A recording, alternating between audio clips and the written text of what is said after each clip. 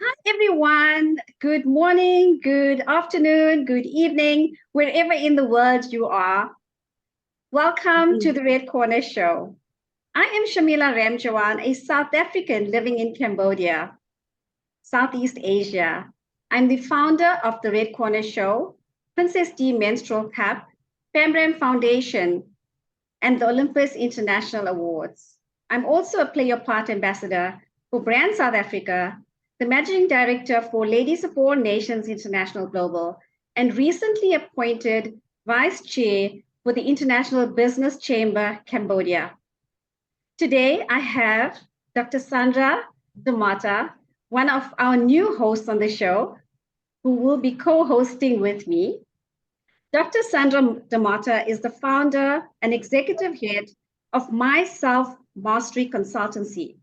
She has global experience in community development, is a speaker, women and children empowerment catalyst, an ICF coach, trainer, mentor, and assessor.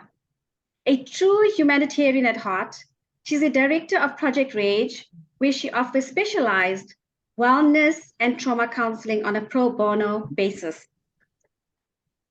The Project Rage slogan is to turn the tide on gender-based violence and violence against women and children. I will hand over to Dr. Da Mata. Dr. Da Mata, welcome to the Red Corner Show. This is your debut hosting the show. I'm really excited to have you as a continuity host where you will get the opportunity to interview guests from across the globe. And I just want to say a warm welcome and thank you so much. Thank you so much, Dr. Ramjawan, and what an amazing honor and opportunity. And thank you to everybody who's joined. I do believe we're going to have an absolutely amazing experience. So today we get to talk about that permanent topic that is just really, really difficult and discuss the dreaded three-letter word, gender-based violence. Welcome, Lynn.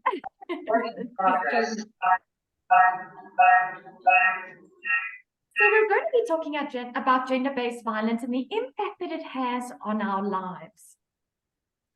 Now, according to the definition of gender-based violence, and I found this interesting, having done my thesis in this field, it can include violence against women, domestic violence against women, men, or children living in any domestic unit. Now, although women and children are the main victims of gender-based violence, we also know that it has a severe impact on families and communities.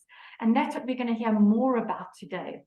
So we talk about gender-based violence, and you're going to love our interview because we're going to really focus on the 7 aspects of gender-based violence. The first one, the physical violence, which most of us can understand and relate to, but it goes so much deeper than that. Let's talk about verbal violence, the psychological violence, sexual violence, socio-economic violence, domestic violence in intimate relationships, as well as the big one, harassment and sexual harassment. So join us today as we have a phenomenal lineup of guests who are going to be sharing their personal experiences of how they managed to cope with their gender-based violence experience. We're committed today to uniting, uplifting women, men, and children as we create awareness around gender-based violence. Wow, that is amazing. Thank you so much, Dr. Da Mata. What a great introduction. I'm so looking forward to the conversation today. And please allow me to introduce our esteemed guests who are all experienced in using their voices on this topic, gender-based violence. They have firsthand experiences on talking about GBV. They are Sihle Sibisi from Kwanele Foundation, LuAnne Dodgen from Humanity Heal, Aladia Moodley from Vaagh Group, and Lynn Jeffries from LinkUp.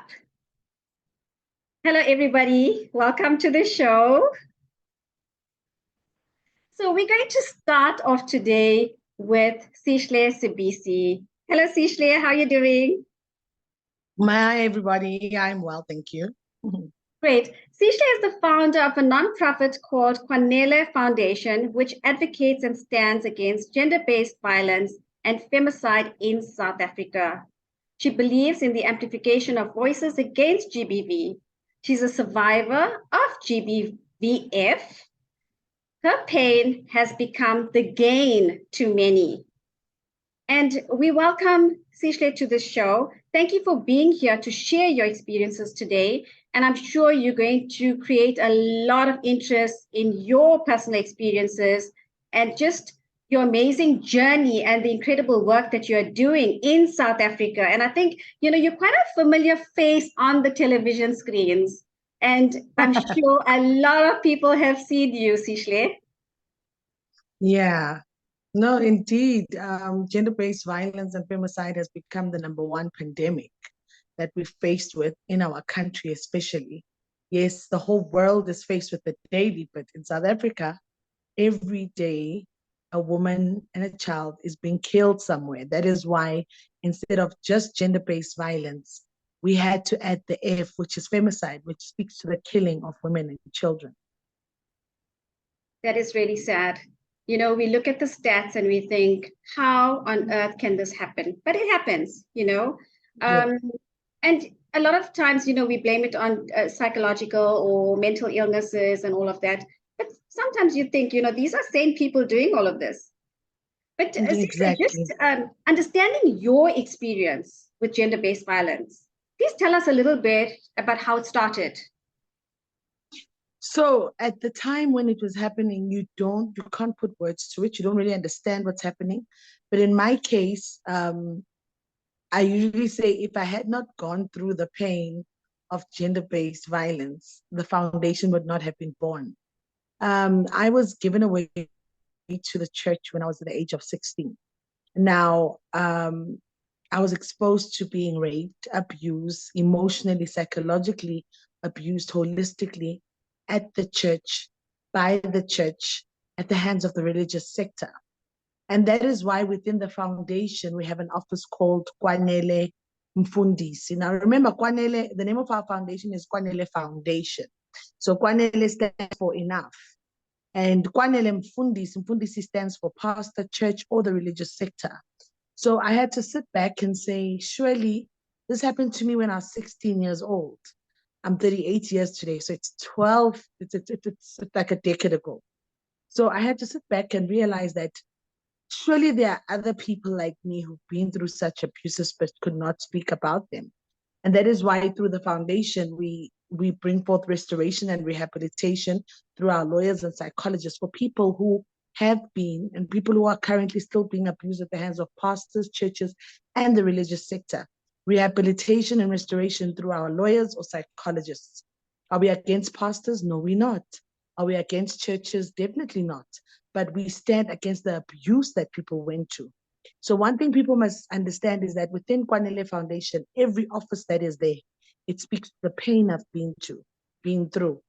The other office that we have is called Kwanele In-Laws. Now, Kwanele In-Laws, Kwanele, remember, means enough. In-laws speaks to when I was married, my husband passed on, and I was abused emotionally, holistically by my in-laws, where I was even disinherited of things that were meant to be inherited by my children and I. So through that office of Kwanele In-Laws, we are doing that which I wish someone had done for me. Through our lawyers, through our psychologists, we are there to assist widowers during their time of grief. Because in my case, I had my sister-in-law who was then appointed herself as the executor. As a result, my children and I lost everything. So through the lawyers and psychologists, we are helping, because the reality is when a man dies, especially, it will always be the woman. And that speaks to the psychological and the emotional abuse that one endures by these talks that people will freely throw around and speak about. It emotionally abuses the women, the children, and the family at large. And the last two offices that we have, I'm a teacher by profession and educator by profession, is that we work with the school. So it's called Kwanele Nsizwa, which stands for the boy child, and Kwanele Ntombo, which is the girl child. And I noticed that the school doesn't really narrow in when it comes to conversations of gender-based violence and femicide within the classroom, within the school. That is why teasing, bullying, suicide has gone up. The rate has gone extremely high in our country because people think it's okay to tease. Children think it's okay to bully each other. Children think it's okay to body shame each other. So we need to start these conversations from the school level, from the classroom level, because we grew up where we thought it was normal if a man hits you. I mean, we watched our aunts getting beaten up by their boyfriends. You watch your father beating up your mom, and you grow up in the notion thinking that if he doesn't hit me, it means he's not jealous over me. And if he's not jealous over me, that means he does not love me. So you grow up with that notion. And ours is about teaching people and encouraging people to unlearn the rot that we grew up with. I mean, now as African people, even when you get married, there's a syndrome called Begazela syndrome, meaning no matter what your husband does, you need to basically keep your husband's dirty linen within yourself, and you need to keep quiet and you can't voice it out. And these are things that we are now amplifying and encouraging women to speak out and speak up about them, to say it is not okay to turn a blind eye. It is not okay to keep quiet about these things, because these are the things that are happening on a daily basis. Wow. Yes, the sad reality, right? Sihle, just one step back. With all this abuse, how did you feel at the time? I think at the time, I'll go back to when I was given to the church. At the time, you don't really understand, or you don't really comprehend that you're being abused, because you get groomed. You are groomed into understanding that it's a lifestyle. You have to appease the pastor. You have to appease the congregation. And the girls, because I mean, we were isolated from our homes, and we were made to stay in the mission house. So the girls stayed in a compound. And so it was a lifestyle where we knew that a part of you would know that what is happening to me is wrong, but it's a lifestyle. You're being groomed. You need to understand it. And at the same time, remember, you are presented before you that the man of God is the mouthpiece and the voice of God. So if he's the mouthpiece and the voice of God, it's a status quo, it's an honor and a privilege for you to be close and associated to him. Wow. So was it just one pastor or many?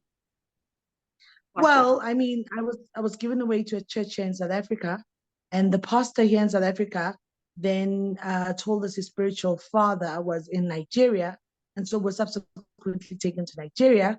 At that time, you're not even aware that you only realize now later to say, "Oh my God, I was actually human trafficked. Oh my God, I cannot believe that." But at the moment when it happens, it's sold to you as in you are the chosen one, you are the special one, and you are amongst many. You need to go there to get your healing, and to be trained as an evangelist in the ministry. And when it comes to when my husband died, how did I feel? I think you get numb. You people don't understand, because people would say, "Why didn't you fight for your material possession?" I said, "You don't, until you've been through it, you wouldn't understand." That is why we have the office that stands and fights for widows and widowers. You don't have the strength and the energy to be fighting over material possessions. You do not. You are grieving more, especially in my case, where my husband was gunned down in front of my children and I. So you can imagine, you just witnessed this, and automatically you are not in a proper mental state to want to put things together. It feels like a bubble. I mean, it only hits you, I think, a few months later that, oh my God, this actually happened. But during that time, nothing makes sense. I'm so sorry. So just during the time of the abuse, you went through all of this, and then you realized enough is enough. And please take us through the time where you actually spilled the beans, so to speak. You just had just about enough, and now you had to get out of this. What's your experience? I think from the church point of view, I've been spilling the beans all the time, because As a young girl, I wouldn't even confide. I would tell elders to say, hey, at the mission house, this is what we're going through. This is what's being done to us, or this is what's being done to other girls. And the more you spoke about it, or the more you wanted to say, I don't think something is right, it's the more you are made a subject of deliverance. Now, what does that mean? That means the prophet would always, when he's preaching, he would use you as reference, point reference to the church. And he would tell the church that do not believe Sihle Sibisi, whatever she says, it's not her, it's the demons that are speaking through her. So automatically, that was just a way in trying to shut you up and trying to show you that even if you talk, no one will believe you, because everyone looked at you with that eye of, she's used by demons. And whatever she says, we need to be careful of, because she's not a child of God. So I've been talking, and I think the reality of it only set down during COVID, because during COVID, everyone was home. People were facing themselves in their houses. And that's when I started talking the more. And I remember I reached out to a friend called Jay Israel, who was now also during COVID speaking about the ills that are happening in churches. And I reached out to him, and we did I think I went to his podcast. And after I spoke, phew, our inboxes, I was inundated with people saying, me too, me too. It happened to me too. I went through this too. And that is why in the beginning, I used to say hashtag Kwanele Mfundisi, meaning enough pastor. But then that's when we had to realize that, oh my God, this is becoming bigger than me. So it then turned to Kwanele Foundation, so that we could be able to bring forth all these 4 officers within the foundation. Because I always say to people that I didn't just wake up and start a foundation because I was bored or I wanted to make money, because you can't make money through a foundation. We're not even funded by government as yet. We still rely on private donors. For me, Kwanele Foundation is birthed from my pain, which has become the gain of many people, because they usually say hurt people, mm-hmm. But deliberately so, my pain heals people. That is why till today, I still get debriefing from the psychologists and the social workers. Till today, I still go on anti-anxiety medication when the need arises, because you find sometimes I'm in situations that trigger me and remind me of what I've been through. And I don't act strong, but I do get the help that I need at that moment so that I can be a better person. Wow, amazing. Thank you for everything that you're doing. And I know, I follow you. You're in our executive LOANI team, and amazing work. Thank you for all that you do. I know you touched on the organizations that you have founded, and you support the survivors of gender-based violence. Just in terms of government, let's talk about government a little bit. Has government taken any steps, including enacting laws to prevent or punish acts of gender-based violence? Just from your experience, what's your involvement and government? Well, with government's involvement, well, I always say, yes, our honorable President Cyril Ramaphosa declared gender-based violence and femicide as the #1 pandemic. And I think the struggles that we face on the ground is that some of the information that is being declared publicly is not manifested on the ground. What do I mean? You are enlightened to the fact that if you are aware that Sihle is being abused or Sihle's child is being abused, you are allowed to go and lay a complaint and alert the police on my behalf. And the police cannot turn you away. They can come and act, because sometimes you find that victims of gender-based violence, while they're going through it, sometimes it's not easy for them to speak out. Challenges we find with the government is that the funding. I mean, we hear our ministers right now. The Department of Social Development is being investigated for billions that went missing. You hear them saying they funded certain organizations, but you don't see the money. You don't know which organizations are these, what is going on. With our government, you find that when they find organizations like ours that speak truth to power, they will sometimes want to silence you through smear campaigns. They'll want to silence you through blacklisting you, making sure that people don't work with you because they don't want to be held accountable. Because when it comes to Kwanele Foundation, we are big on holding people accountable, accountability all the way. I mean, for example, I still say our minister, Honorable Begicele, he should resign. He should step aside, because at the presidential summit in 2022, he promised us, because the issue was that most cases in court, they are struck off the roll, they are withdrawn because of the DNA backlog that we are facing in our country. And he promised us that by the end of February 2023, the DNA backlog will be the thing of the past, because it's not a beautiful experience where we are in courts on a daily. You find minors are being raped, people are being raped, but the cases must be withdrawn, thrown out, struck off the roll, because DNA is still not available, and you can't keep on pursuing a case with no DNA evidence. He promised, he said, by the end of February 2023, the DNA backlog will be the thing of the past. We are in December 2024. We still have the same challenges. December 2023. We're still in 2023, please. I mean, 2023, yes. But basically, it's a year later. It's a year later now, because he promised us this November 2022. And it's a year later.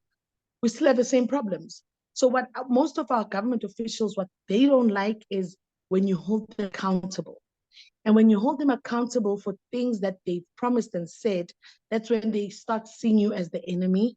They start sidelining you. They start seeing you as this bad person, not acknowledging that I am just wanting to hold you accountable, because at the end of the day, we are the foot soldiers. We are the ones working on the ground. We are the ones that see these things on a daily, and yet you've turned a blind eye. Wow. Well, let's hope he does something by the end of the year, which is just a few more days left for December, right? Maybe the end of 2023. Yeah, we Thank pray you, so. Sihle. We're going to come back to you later on in the show, but thank you so much for sharing all of that. Very insightful. I'm going to hand over to Sandra, because we're just going to be short on time. So Sandra, over to you. Thank you so much, Dr. Ramjawan. And wow, Sihle, I love that. Kwanele, it's enough. It's absolutely enough. Thank you for sharing that in-depth experience about how you were holistically abused. It just makes my skin turn, and how we need to unlearn and take that forward. And our next guest is, I'd love to welcome up our next guest, LuAnne Dodgen. A little bit about LuAnne. LuAnne is an accountant, very fancy lady, a business development coach, a motivational speaker that I've had the privilege of hearing. Also the co-author of an amazing book. If you don't have it, go get it now. It's called Watering the Seed, Stories of Personal Growth. She is a LOANI SA ambassador and an activist against gender-based violence, domestic violence, and human trafficking. Welcome, LuAnne, and thank you for sharing your experiences with us today.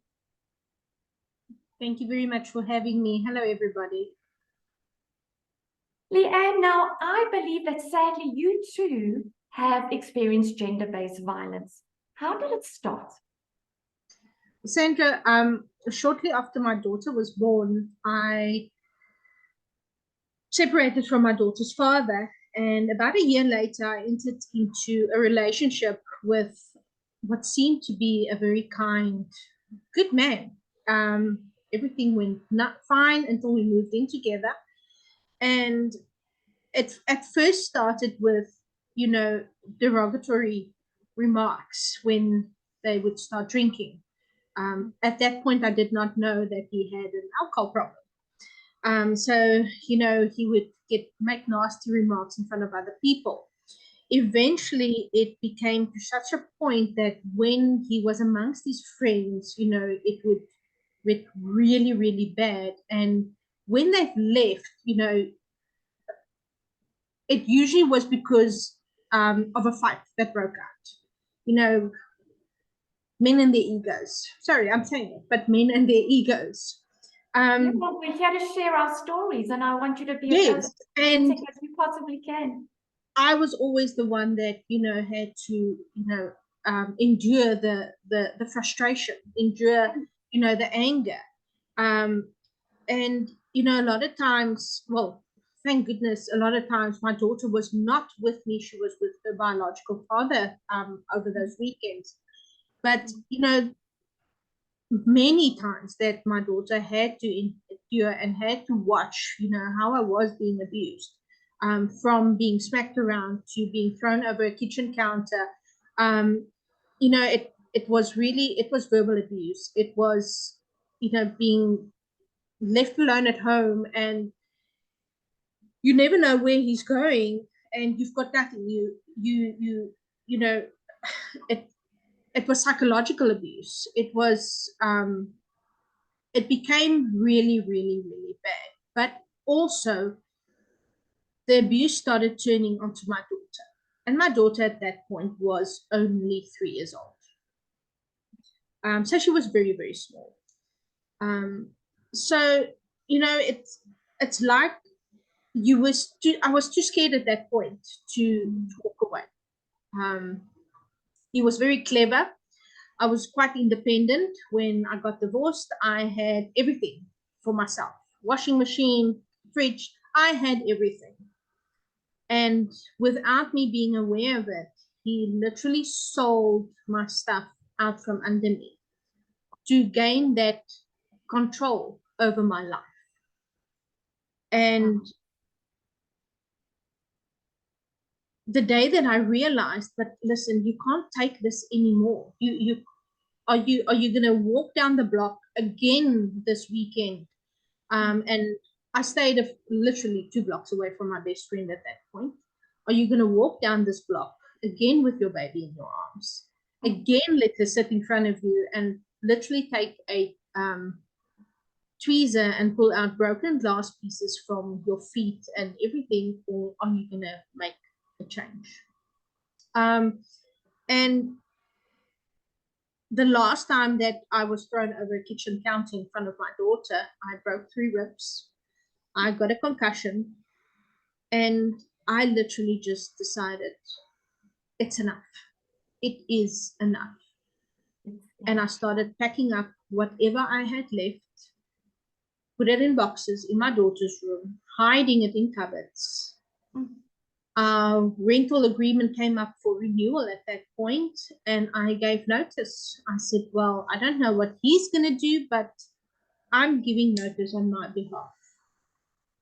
I got friends up, and I said, listen, Friday afternoon, I'm going home early. Before he gets back from work, I'm gone. I need help. Wow. And I had friends coming up with trailers and buckies. I got us an apartment, and my daughter and I moved. Oh, that's a relief. We didn't have a fridge. We didn't have a washing machine at that point, but we moved. We moved. Stuff, right?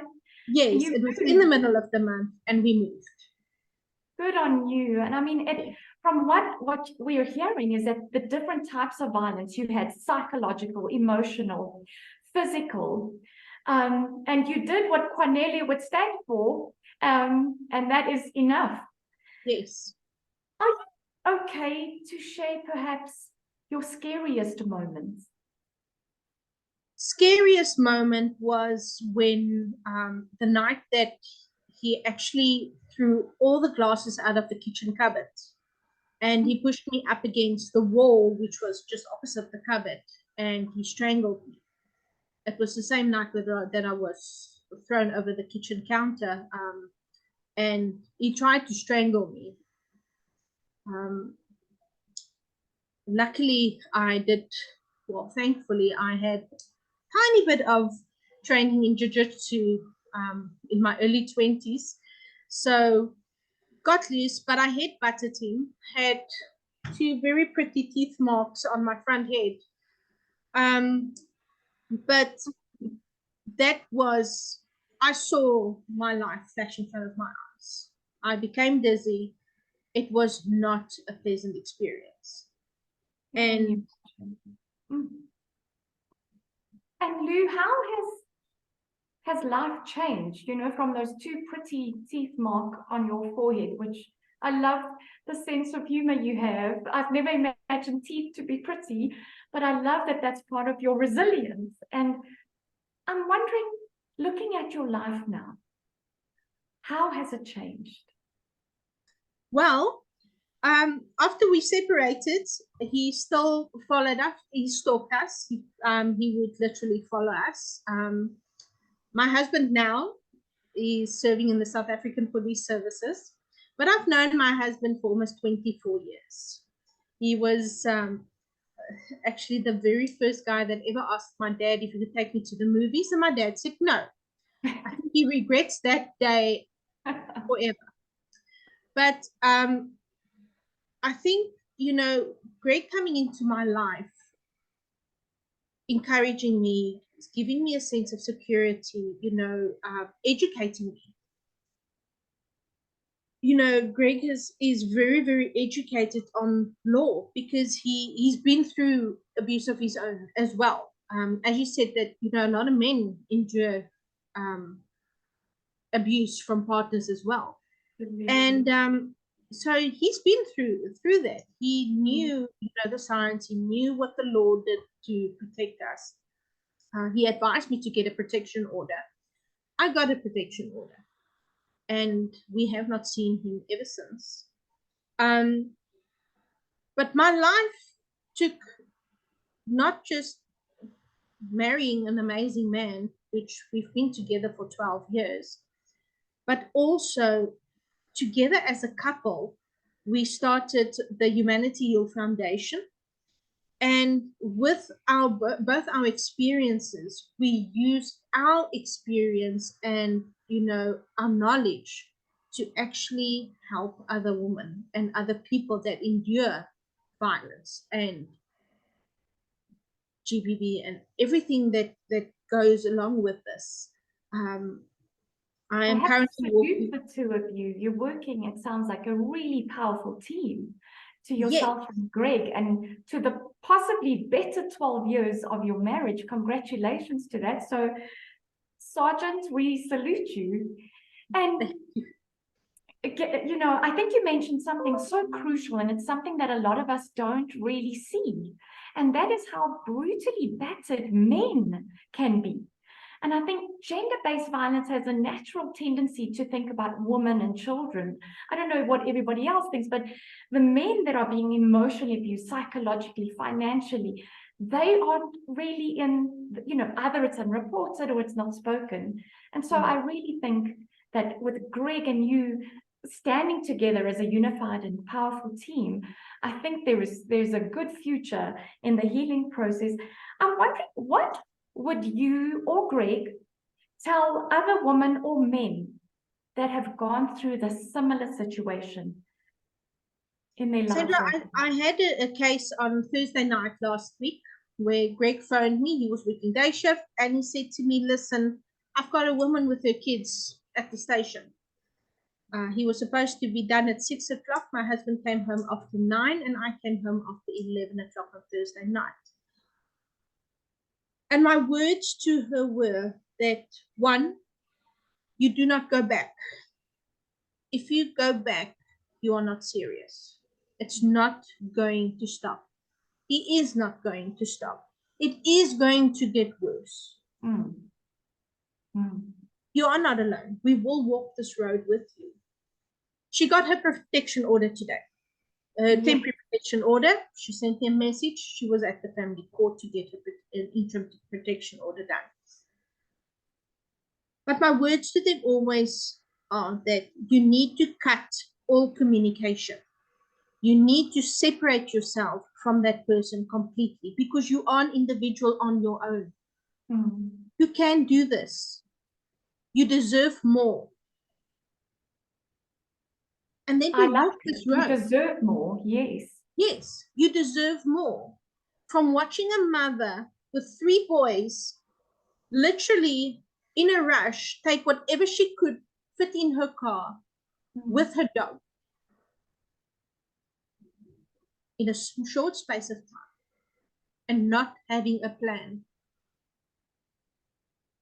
So it's put on my heart to, when I get a woman again, whether it's a woman or a man or a young girl or a boy, I need to have a plan. So I need to finalize a plan. But we were able to help them. They are safe. all of them, they are safe. Well And done. they need to just know that you will walk this road with them. They need to know, they need to be educated about where the law stands.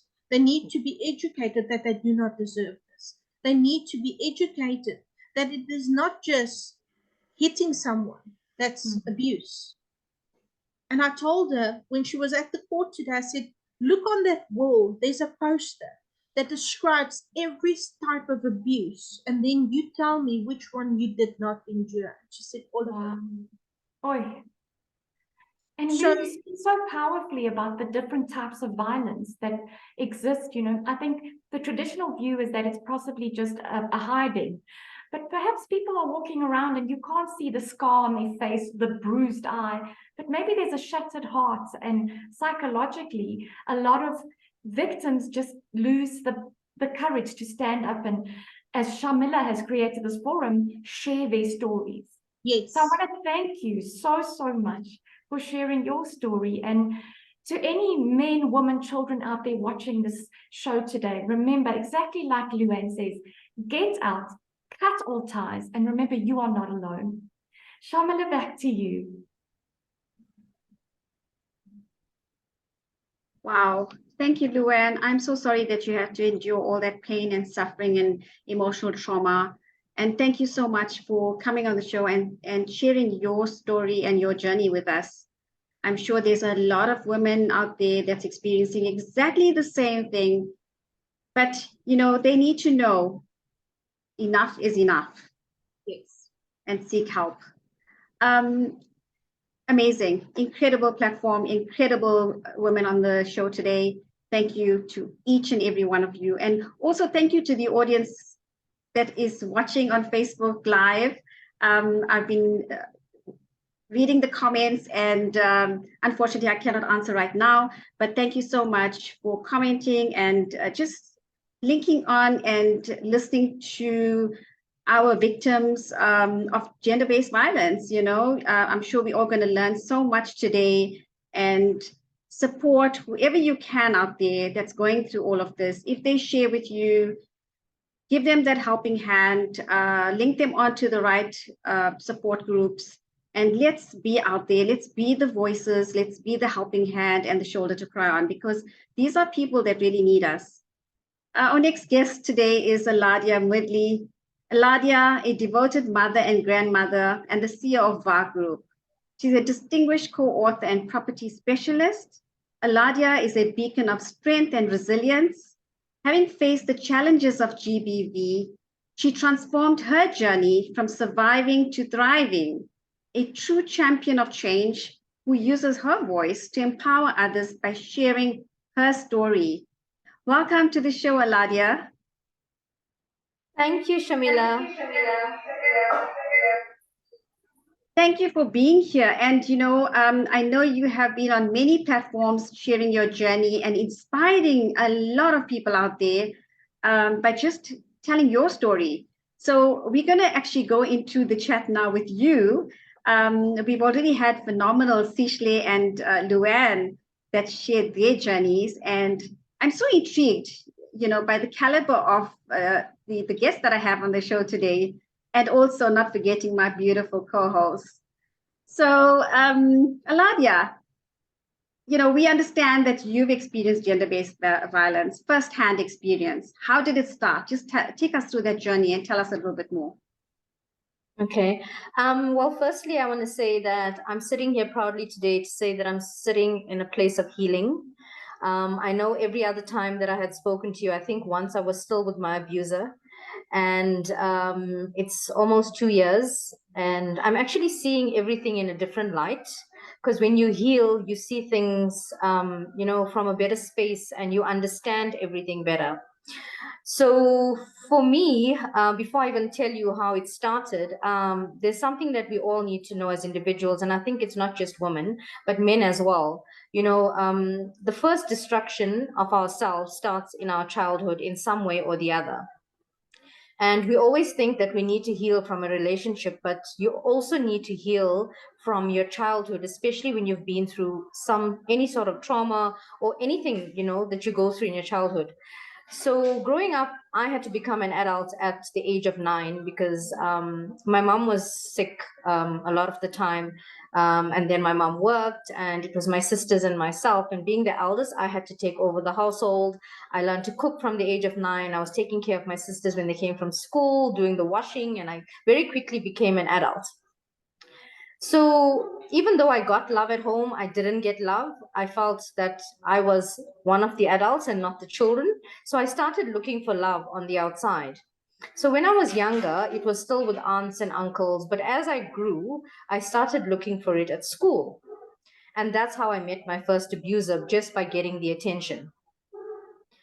And even though he was like not the smartest kid at school, and I was, he started off first by asking me to do his homework. And for me, that was now attention I was getting. So I was doing his homework, and I very quickly fell into this trap.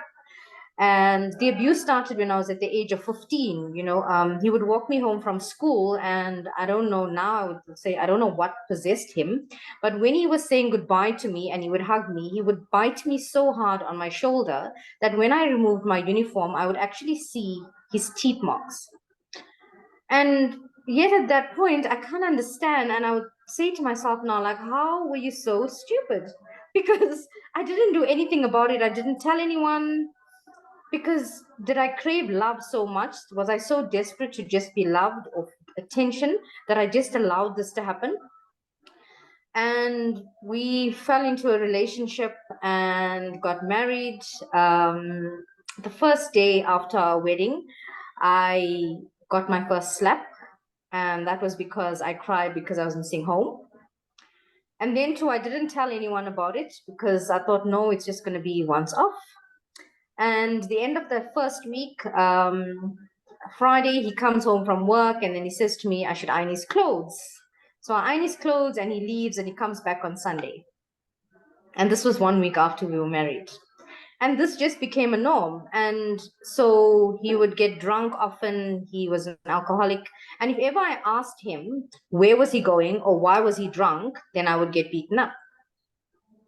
So during this time, I fell pregnant. I had my baby. He played little to no part in it, not even in terms of paying for my child's birth. My dad had done that. And it was just, now when I look back and I ask myself, like, how did you accept someone treating you this way? And his money that he worked for was just for him, for his partying, for him going out. And I remember the one day we were together at one of the malls in Durban, and we were walking together. And so this girl comes and she greets him, and he introduces me as his sister. So at that time, I think I was in so much of shock that I didn't even ask him, and we walk away. And then I asked him, and I was young too, so I was young and naive. And I asked him, and he says, no, it was just a joke. And a little while later, I found out that he was actually having an affair with her. And our marriage very quickly became non-existent, where I was there just for the sake of it, being a young Indian mom, thinking I can't leave him because what are people going to say? He was also the first person that I slept with. Like, how do I leave him?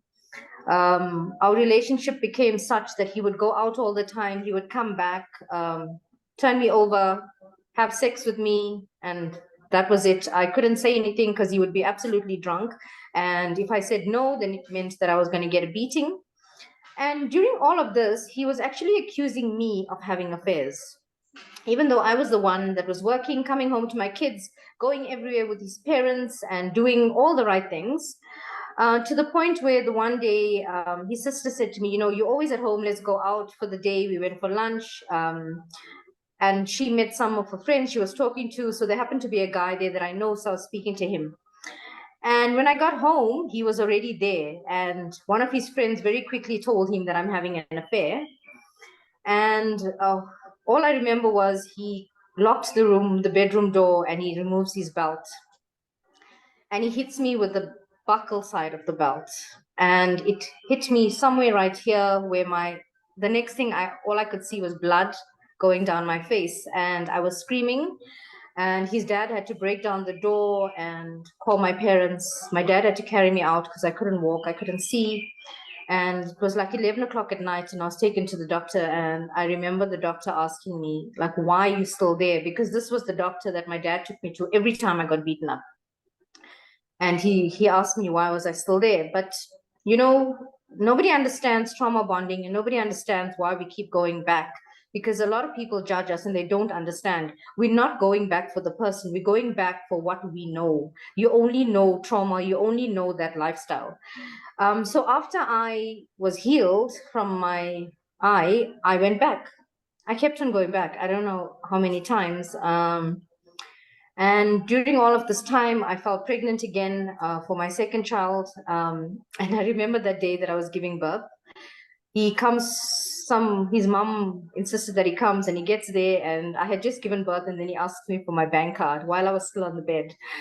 And, you know, but a few weeks before that also, I was still at work. I had to work until my last because I wasn't getting any money from him. So for me to take that month before, you know, and not get paid or get a third of my salary from my maternity benefits, I wasn't going to afford that, you know, even though I could go to my parents, it's not something I wanted to do. So I was still at work, and I was standing behind the counter, heavily pregnant, and this one girl walks in, and she asks for me, so they refer her to me. And then she comes in, and she she was very happy to tell me, even in my pregnant state, that she's his girlfriend and she's dating him. And I had to put on this very brave face and say, well, you know what, well done to you. And I think I was so numb, I didn't even cry, you know, so that was it. But after my second child, I decided, you know, this is it. I can't do this anymore.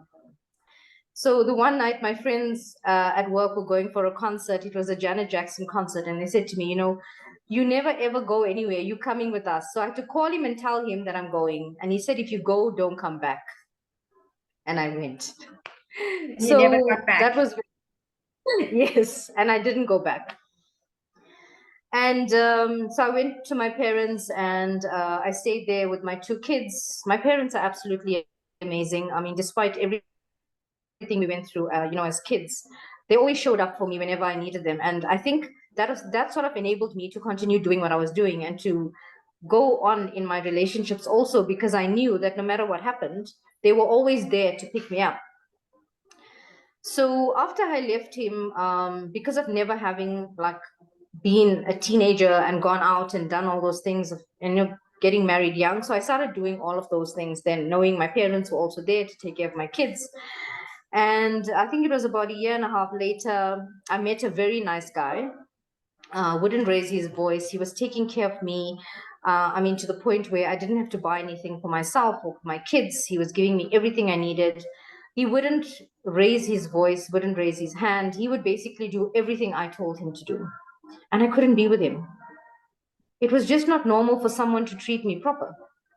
I just couldn't be with him. And I remember the night I left him, you know, then we still had the phones that you dial with the dial on it. And then like blocking someone was taking the receiver and placing it on the other side. So they couldn't get a hold of you. And he was trying to call me so many times because I told him it's over and I don't want to be with him. And that was because in the interim, my current ex, so I had 2 abusive relationships.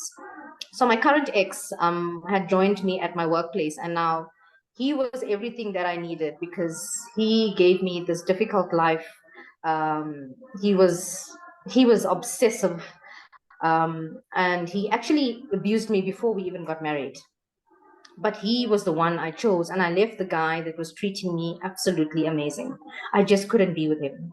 So wait, so he abused you before you got married, but you still married him? Yes, I Why? did. It, you know, it's so hard to explain, but it's that trauma bond. It's the only life that you know. And I think the main reason, well, not I think, I know now that the main reason is because I didn't take the time to heal. So because I didn't take the time to heal, I had to find what I was missing, and what I was missing was the abuse. So I just moved on from one abuser to the next.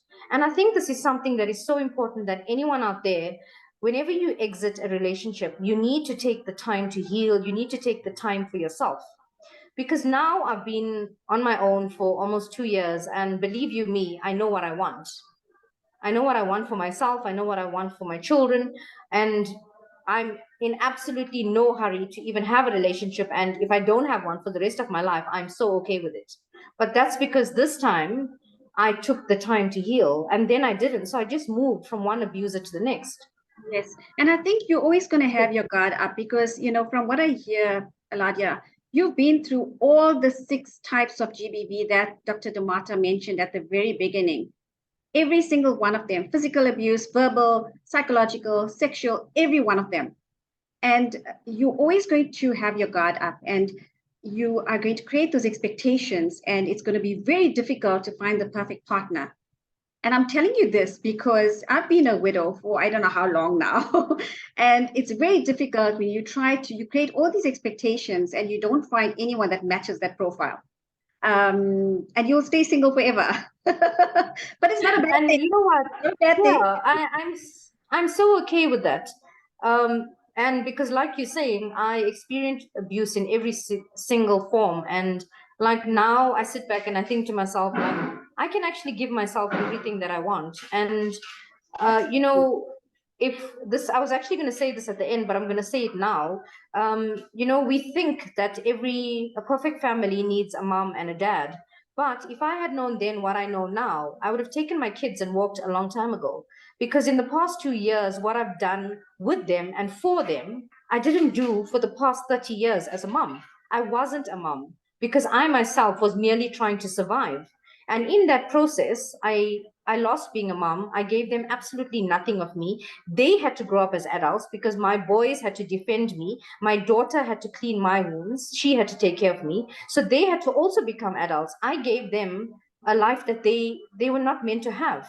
So if I had known then what I know now, I would have walked, because like my kids are in their best form, and they're in their happiest spaces. And my little granddaughter, like, she loves me to bits, because for the first time I know who I am, and I'm actually being a mom and a grandma and even a mentor to my boys, because now they're running the business with me, and I'm able to do all of this as a single parent, what I couldn't do as when I was a wife.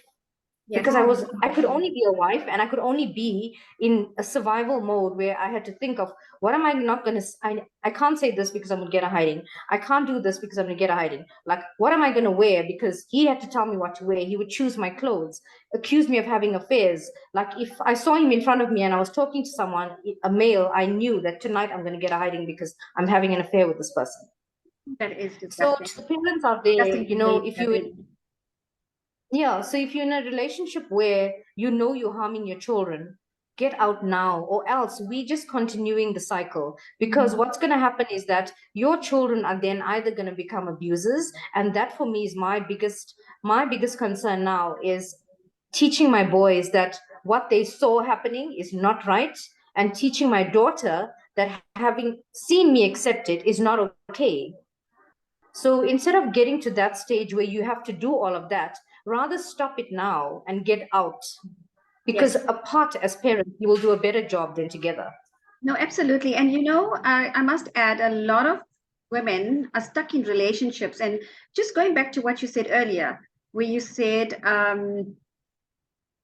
you know, it's difficult to get out because what would the people say?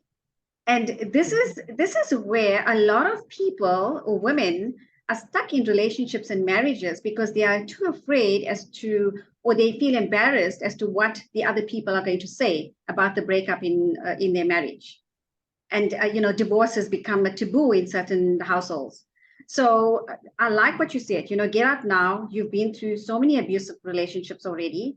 The best advice is for people to seek help, contact support groups, mention to their friends, because, you know, we all need to have those voices, and we need to talk out and help others as well. That's all we can do. You know, we can advise people, but we can't tell them what to do. You can advise a friend, and you can, that's in an abusive relationship, but you can't tell the person what to do. They have to make up their own minds, and they have to get out. But you can actually help them because you've been in that situation, and you can actually confide and, you know, give them some sort of encouragement and motivation and tell them, I've been through this is what I've done. And maybe you should actually do X, Y, Z. And that, you know, in that way, you can actually help people. But then again, we have the people that are just keeping very silent about the abuse. What do we do in that case? They're too afraid to talk, and they're not independent women. So for me, you got to start with what you have where you are. I mean, I left with nothing. I started a business from practically nothing. So if you're in a relationship and you're happy because you're carrying that Gucci bag and you're getting all the money from him and all of that, but you go to bed at night in tears, it's not worth it, because you can buy your own stuff. You know, you can do everything that he can do for you, and you can do it even better. So to women that are staying in relationships silently because you don't know how you're going to fend for yourself, or, you know, because of the lifestyle, it doesn't end there. You know, the struggle to actually build yourself is way better than the struggle to survive and not know what's going to happen next. So get out now, and you rather sleep on a floor but be happy than to be sleeping on a 30,000 rand bed or getting beaten on it, you know. So the women out there that think you're living your best life, which is fake. You're wearing this mask, you're going out every day, going for teas and coffees, and, like, you know, you're living the life, but you're really not living the life. And life is short. You have one life. So live a real one. That's what I want to say to all the women and men out there that are in fake relationships, just for people to see. It's not worth it. Because when you're 6 feet down, only you know what a miserable life you've led. And for me right now, life is all about just living. I want to live my best life. I want to do everything I want to do. I want to be a kid again. And those are the things I'm doing. You know, I'm just embracing every single moment of life, because I realize that, yes, I've lost so many years of my life, but God has given me a second chance. And there's no way that I'm wasting it. I'm taking it with both hands. And I know every day I'm proud to wake up and tell myself that I am a victor. Absolutely. I've got Dr. Mark Ramsing on the Facebook Live, and he's giving some really good advice as well. So when you ladies get a chance, if you can respond to him. And I've got Dr. Ella Ford in Tetwa as well, and her advice is get out now. Yes, you know, as you said, you know, flaunting all these extravagant, expensive handbags, etc., and going back to the abuse and being silent about the abuse, rather be silent and upskill yourself and become an independent woman. And I think that is what we should actually encourage women to do. There's so many free courses on Facebook and social media. Just upskill yourself, get yourself a job, and leave him, you know. That's it, you know. Not many of us can actually have those karate moves and whatever, so we cannot. We just have to take the abuse that comes flying at us. So you'd rather just upskill yourself and get out. That's it. Aladia, thank you so much for sharing. Yes, go on. I said there is no other way, because they don't change. I mean, I did it first for 8 years, and then I did it for 20 years. Waiting for 20 years and thinking, if I did this better, he's going to change. If I did more of this, if I spent more of this, and nothing ever happened. All I did in the process was I changed, and I changed for the worse. I became an abuser in the process because I had to defend myself. So the only thing you do when you're staying in this abusive relationship is you change for the worst. So get out. There's no other way. You have to get out. Yes, absolutely. Thank you so much, Aladia, for sharing your story with us. Amazing. And well done to everything that you've achieved so far. And you are that strong woman, and very brave, you know, to come out and talk about your experiences. It's amazing. Thank you so much. Back to Dr. Da Mata. Thank you so much, Shamila. Aladia, I can never hear your story of success enough. And I salute you, my sister. I salute you so, so much. You mentioned support systems. You have amazing parents, which I've been honored to meet myself. And they were just there. They stood there when you needed them to be there. And thank you for talking about that, the trauma bond. It's incredibly real, where people are like, but why did you stay so long? Until you've been there, you can't understand it, right? Yes, And before you well go done. on, before you Yeah. go on, Dr. Da Mata, Aladia, happy birthday to your dad. Happy Oh, birthday. thank you. Thank you.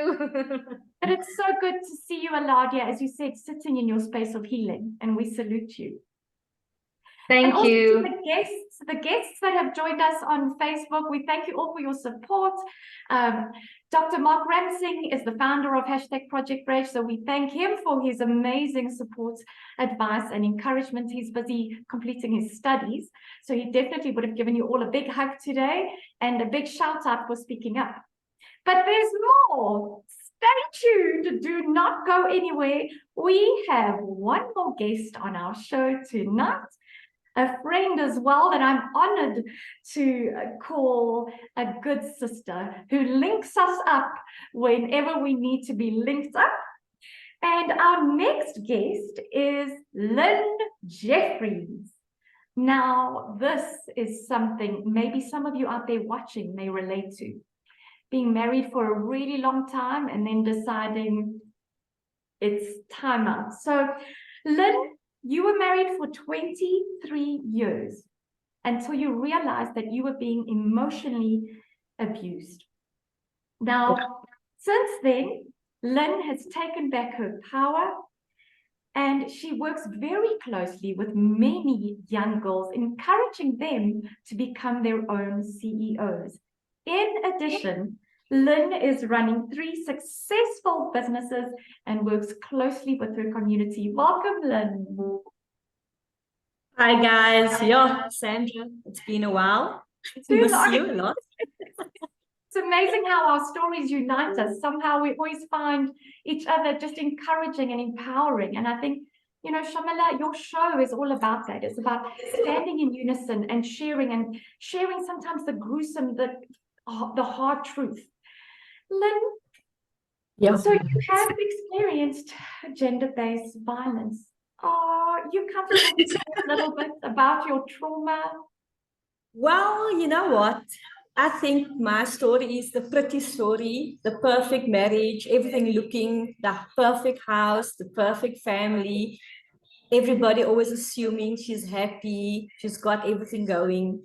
I had friends telling me, you've got the perfect lifestyle, you've got the good husband, everything is happening in your life. What are you complaining about? And you know what? I used to sit back and think, but what am I complaining about?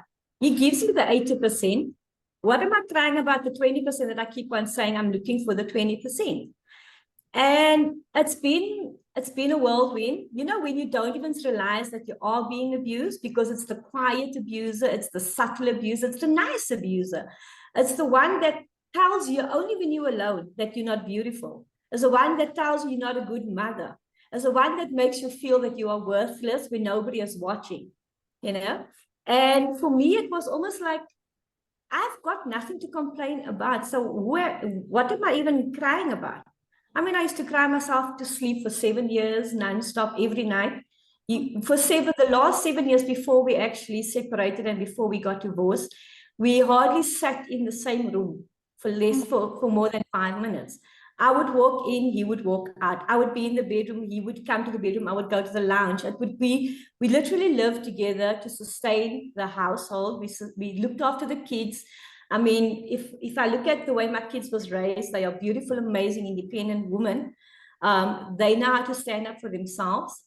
But I realized over all these 23 years of marriage that I gave him the power to speak to me in the tone he used to speak to me.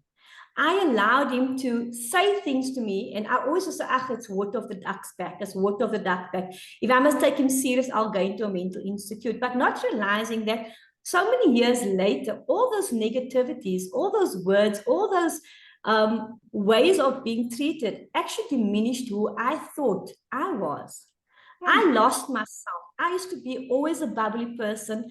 I always used to have my hair done in a certain way. My nails was always done. I was always loud out there. Even when I used to laugh in a group of friends, used to give me the look like to say, why are you laughing that loud?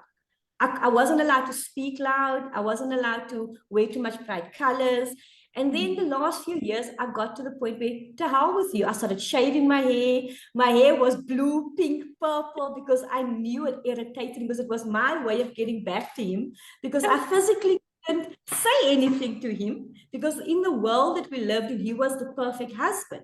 You know, he was the provider, he was the caretaker, he made sure we had a house, we made sure I had the best cars, there was always food in the house, but he neglected me as his wife. He neglected me as his woman, you know, and I never thought there was anything wrong with it, because I come from a background where my mom and dad was very affectionate, very loving. Then I realized he comes from a background where he was taught that the man will be the provider, the caretaker. He doesn't need to show affection. So he was raised in that aspect that I don't need to show affection if I'm just giving you the things that I'm told to give you. And funny enough, this week actually has been one of the hardest weeks for me. I've been a year away from him. We've got divorced March this year. And this week, I actually realized that he never loved me. That he actually stayed in the relationship because we had kids. And he actually admitted to that. And I think I'm still in the very fragile healing stage of my separation, my divorce. And I have taken back a lot of my power. I stand up to him now. I tell him when he speaks to me in the wrong tone, when he says anything to me, because now we just speak telephonically, because we actually don't spend time together. We've got 3 daughters, a 16-year-old, a 21-year-old, and a 23-year-old. And I literally go to the house when they need me. I don't spend time there. I've made the choice to walk away from everything that we have built up over 23 years. I mean, we struggled the first few years of our marriage with literally just getting by, deciding, do you buy bread or do you buy nappies, because you've only got that little bit left before it's payday. You go through the trials of building up a lifestyle together. And then 23 years later, you realize, but you've never been happy. You've allowed him to actually put a thumb on you and hold you down. And that is why I say I've given him the power, because when we met, I was the loud one. I was the one that never used to allow these things to happen. But because I come from a background or a family history where the wife makes sure the family is happy. The wife makes sure that the family is fed, taken care of. It always looks pretty. The house is clean, the food is on the table. When you're going out, you're looking a certain way, you're walking a certain way, you're talking a certain way. And even that changed over years. I had to adapt to the way he wanted me to be. Talk softly, laugh, you know, because Sandra, you know me, I'm loud. That's so not you, darling. So I had to realize that the person I allowed myself to be wasn't a happy me. And the person that I got to fall in love with over the last year, I've realized that she's actually an amazing person. Like, people actually levitate towards her. People actually, it's like a magnet. People come towards her. And in all the 23 years, I've tried different businesses with his support, and he was always the one that found a reason why it wasn't going to work. I would start a business for a week or 2, or maybe a month, and then we would find every excuse why it wasn't working. And then within that month, the business would literally fall flat. And then funny enough, LinkUp started a year, 2 years before we actually went our own ways. I just decided, you know what? I need to do something myself, because I wasn't spending time with him. My kids were getting bigger. Who am I, and what can I actually bring into my fellow group of ladies? And that's how LinkUp started. LinkUp was basically starting up as small businesses. What is the need in small businesses? Where do you go to? Who do you speak to? When you need a contact, when you need assistance with be it your business plan, or be it your vision board, or just be it an idea that you don't know how to start your idea. We would sit down with you. I would sit down with you and like break it down and make it easy for you to understand how you can actually start your business, you know, without somebody being negative and just giving you the negative part of why you shouldn't start the business.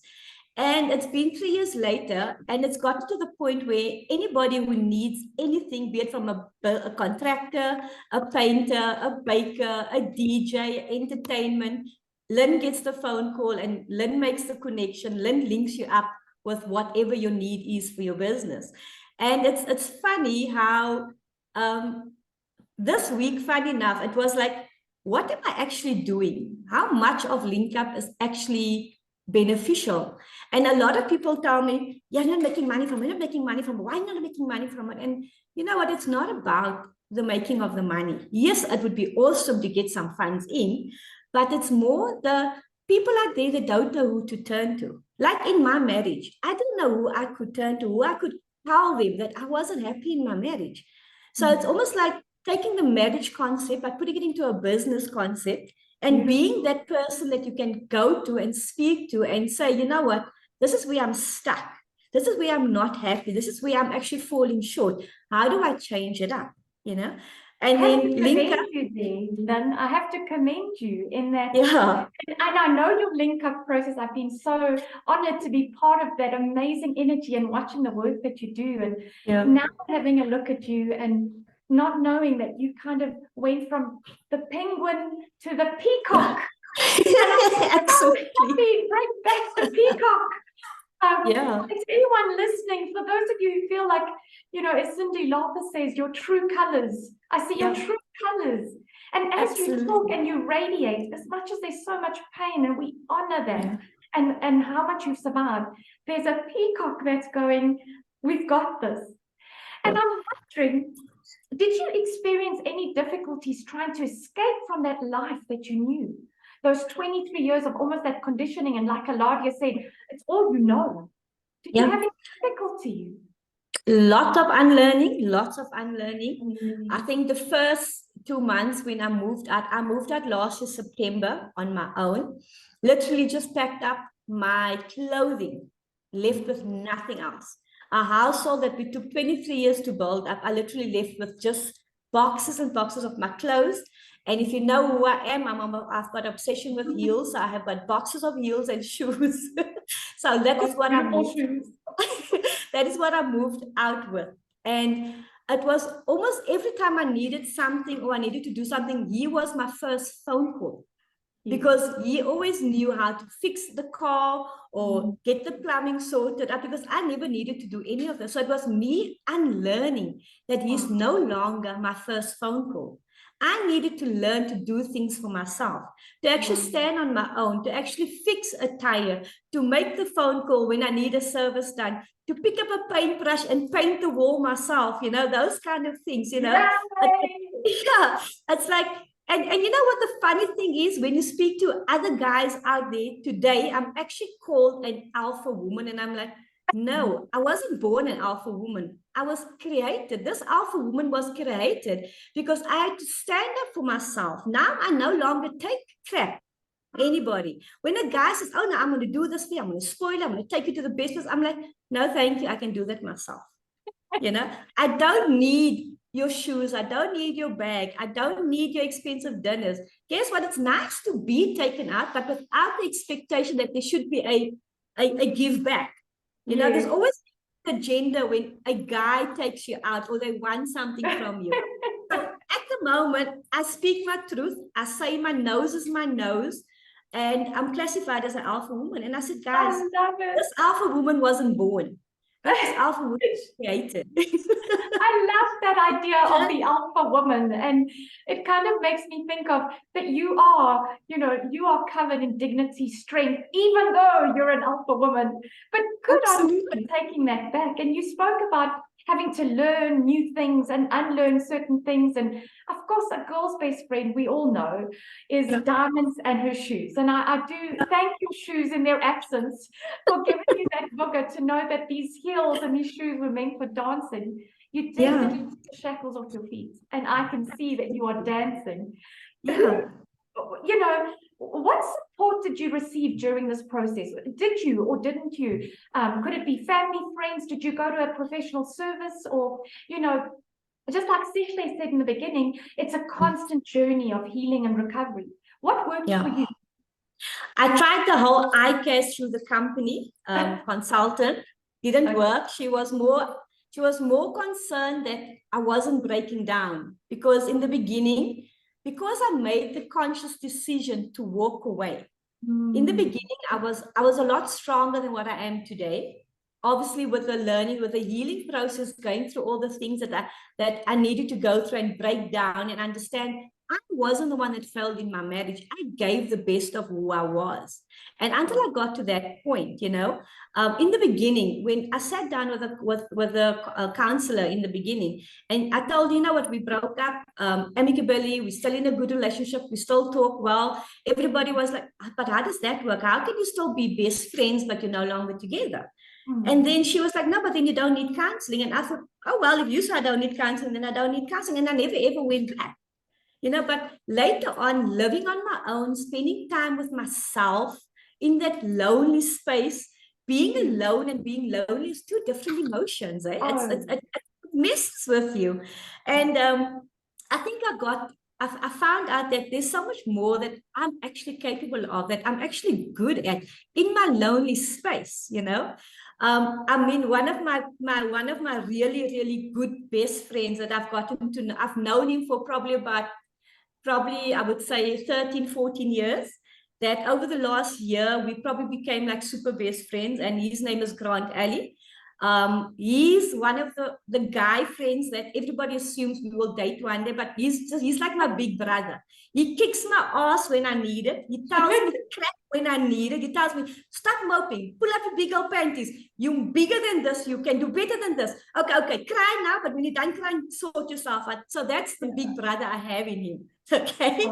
And then Aladia has been at my side for the last few months. Like I think she's seen the worst in me. She's seen the best in me. She's seen when I don't wear makeup. She's seen when I wear makeup. She checks up on me when I'm not on my phone, when I'm not there, you know. So she's been my confidant there, you know. Then I've got my other friend Hajira, who's my spiritual sister, who's been there, constantly covering me, praying for me, checking up on me, being there. But I must say, a lot of our mutual friends actually pulled away. I lost a lot of our intimate friends where our kids grew up together. You know? Was there a stigma, do you think? Was there a stigma attached to you having, you know, making the decision to leave him? Yes, I was the one that left him. I had no reason to leave. Why was I leaving? Nobody understood. Why would you leave a perfect home? Why would you leave the white picket fence look? Why would you leave everything that was perfect in your life? And then it was funny enough, Virginia, a friend of mine, she was the one that over the years, she used to always talk to me. She says, look, I've noticed when we've got a social event, Medic pulls you aside and you have like a chit chat. And then when you walk back, your face is down, you're like completely disheartened. What is that all about? I said, you know, no, don't worry, man, it's silly things. And then she says, but Lynn, it's starting to happen more and more whenever we have a social event. Then he started doing it in public. He would reprimand me in public, telling me the food's not right. You didn't make the table right. Why do you look like that? You know, but he started doing it more and more in front of our social friends. And then funny enough, today that I am moved away, living on my own, divorced now, 90% of our friends has chosen him. And I say chosen him because they actually still hang out with him. One or two would phone me randomly, how are you, how's things going? But the physical contact has completely gone. So the stigma is I left him, but not understanding, nobody knows why I left him. Everybody's like, you know what, something must have happened, he must have cheated or something, that's why you're gone. If I was cheating on anybody, why am I not with that person? You know? It's so bizarre. I think in the absence of any solid information, inferences are unlimited. Yes. And I think a common theme with all of us today on the panel is knowing that there's two versions, his version, your version, and then the truth. Yes. And if I look at, and I love the way you've embraced, hey, I love being with myself. I often say it to friends and family, and they must think I'm so crazy. I'm like, if I could marry Sandra D, I would. She is such a darling. It's just that ability to self-love, not be absolutely to be able to say, you know, that the leaving and being alone when you have so much energy that you get from other people, that gets real. And that's when you really need the support structure. So good on you from being the peacock energy and climbing over what was supposed to be a picket fence. Talk to me about now, as we come to wrapping up the show, how are you doing now, following this experience? Now, Mentally, wow. physically, emotionally, how are you doing? Well, emotionally, I've still got a lot of healing to do, to tell you the honest truth. I have realized it, especially this week. Like I said, my friend Grant, literally last night, he literally gave me, you need to heal. You need to sort yourself out. You're not ready yet. You this and this. So I've realized that I am not ready emotionally. I'm still hurting, especially because this week, a lot of real things came to light. You know, from speaking to my ex and him actually confessing that he never really loved me. So that healing I'm busy with. But where I am right now is I'm actually on an amazing journey. There's so many new things happening. I am in partnership with two other partners, and we're opening up our new club in a week's time in Melville. Wow. It's going to be a brand new restaurant that's going to have invitations. Can I get an invitation too? Absolutely. And I mean, that was a scary journey because you don't know the industry. You're starting from scratch. Wow. You don't know. It's a learning process. And then in collaboration with the restaurant, I ventured into the entertainment world where I actually work with young DJs or up-and-coming artists, musicians, where I give them a platform where they can actually go out and experience how to entertain. They go and host functions, parties. So I became like a mini agent with them where I actually promote them. I share their videos. I do social media for them.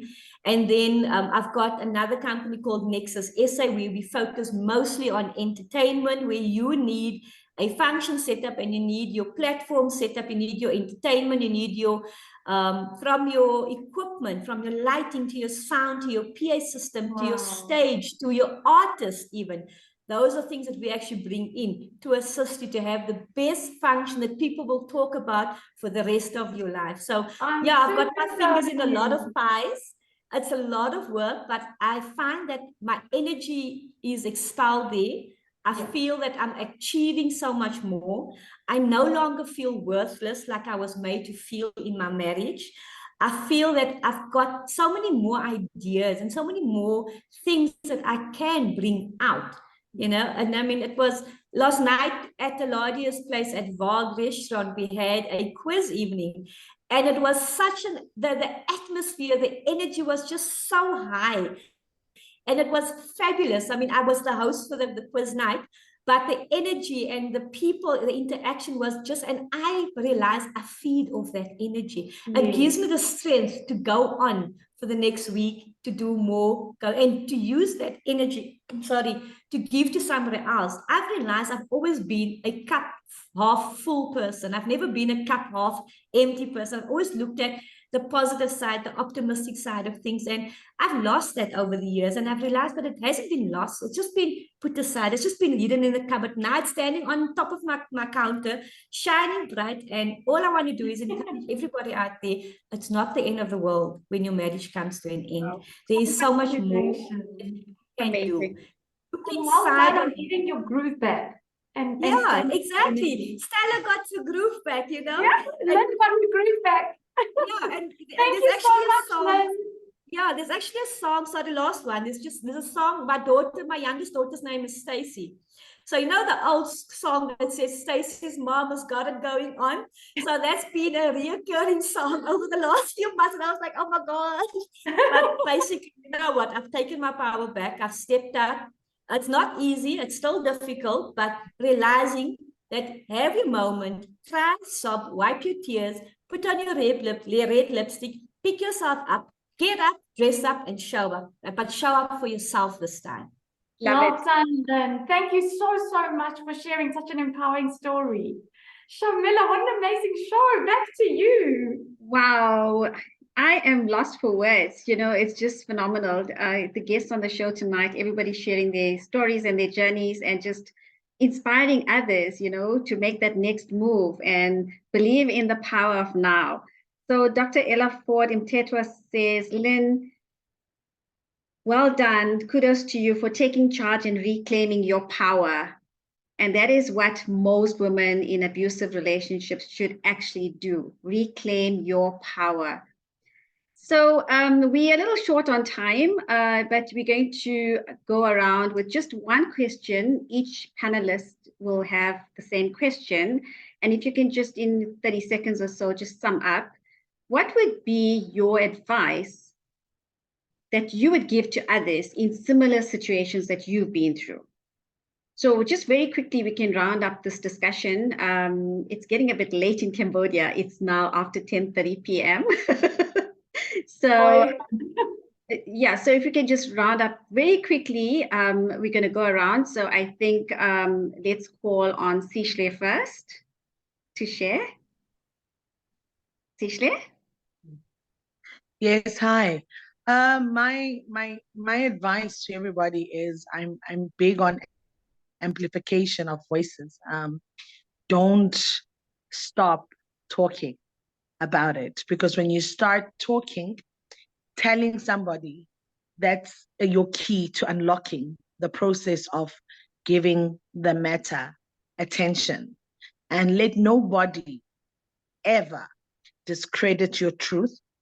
Let nobody ever want to decrease the magnitude of pain that you went through, because he who knows it feels it. So confront it, face it, and run for help. I mean, as I said before, I still get debriefing. I still see social workers. I still go for counseling, because you get trigger moments. And that does not make us less of a human being, but instead it helps us to hold on and draw strength in the strength that we never thought we had. So amplify your voice. Your voice is valid, and let nobody diminish your pain and make you feel like it's not worth it. Your voice is valid. Thank you. What great advice. You know, I'm thinking about the Begazella syndrome. He who knows it, feels it. Trigger moments. I think those are just so pertinent in abusive relationships. Thank you so much, Sihle. We're going to go on to LuAnne. LuAnne, please tell us, what would your advice be? Well, first of all, I would say don't stay that long in the relationship. The moment that you realize that this is abuse, you get out of there. You don't need to stay because you've got children. You don't need to stay because you may not have anywhere to go. There are places, there are people, there are organizations that will help you. You are never alone. Do not stay because of children. Do not stay because of what people will say or what people would think.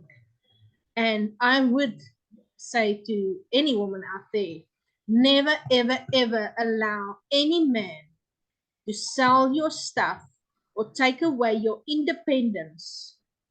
Because the moment you lose your independence and you become so dependent on them, that is when it gets even more difficult to get out. I've been there. So I will never ever, as much as I love my husband, you know, you make sure that you keep your independence, from being able to change a tire to being able to get out of the situation. And SAPS is your first stop.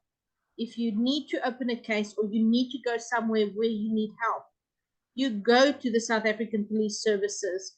They will guide you with the organizations that will be able to help you. Thank you, LuAnne. So independence is key. Seek help, look for support groups, and do not stay. We're going to go on to Aladia. Thank you, LuAnne. Please unmute, Aladia. We can't hear you.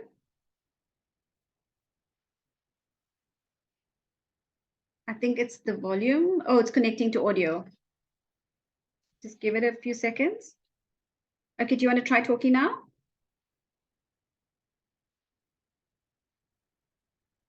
No, we still can't hear you.